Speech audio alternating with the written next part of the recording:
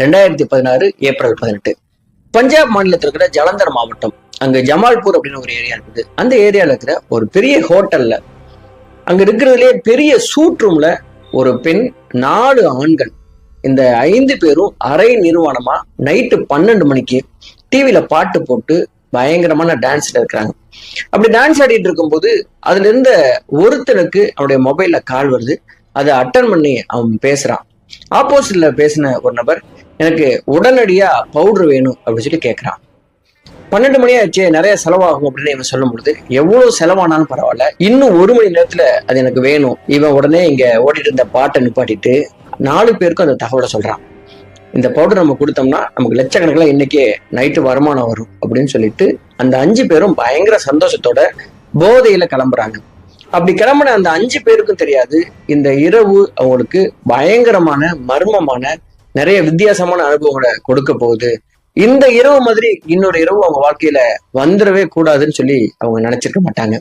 சரி, நேரடியா இந்த கதைக்குள்ள போகலாம். இந்த கதைக்குள்ள போறதுக்கு முன்னாடி நான் உங்ககிட்ட சொல்லிக்க வேண்டிய ஒரு விஷயம் ஒன்று இருக்குது. நீங்க சோசியல் மீடியால நிறைய நண்பர்கள் வச்சிருக்கலாம். அந்த நண்பர்கள்லாம் உங்களுடைய உண்மையான நண்பர்கள் கிடையாது. நீங்க ஒரு மெசேஜ் போட்டீங்கன்னா அவங்க ரிப்ளை பண்ணுவாங்க. நீங்க இறந்து போயிட்டா கூட RIP அப்படின்னு ஒரு மெசேஜ் போட்டு போயிட்டே இருப்பாங்க, அவங்க வேலையை பார்ப்பாங்க. உங்களுக்கு ஒரே ஒரு நண்பன் இருக்காங்கன்னு வச்சுக்கோங்க. அவர் உண்மையானவரா இருந்தா ஒரு நாள் நீங்க அவரை தொடர்பு கொள்ளணும்னா கூட அடுத்த நாள் நேரடியா வந்து, என்ன மச்சான், என்னாச்சு உடம்புக்கு, ஏன் இன்னைக்கு வாக்கிங் வரல, ஏன் இன்னைக்கு என்கிட்ட பேசல அப்படின்னு கேட்கிற நபரா இருப்பாங்க. அந்த மாதிரி நபர் இல்லைன்னா இந்த கதையில உள்ள நபருக்கு நடந்த மாதிரி நமக்கு நடக்கிறதுக்கு வாய்ப்பு இருக்கு. சரி, நேரடியா இந்த கதைக்குள்ள போலாம்.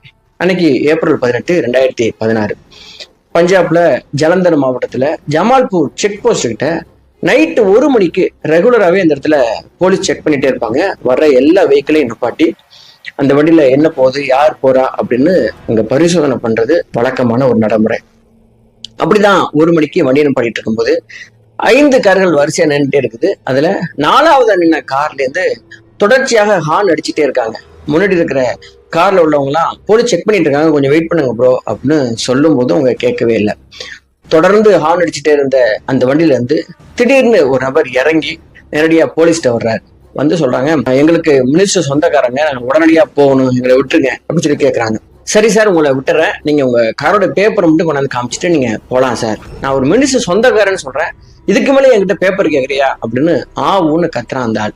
இவர் கத்துறதை பார்த்ததும் அங்க இருந்த கான்ஸ்டபிள் என்ன பண்ணாரா, சாரி சார், நீங்க வாங்க காருக்கு அப்படின்னு சொல்லிட்டு அவரை திரும்பி கூட்டிட்டு போறாரு.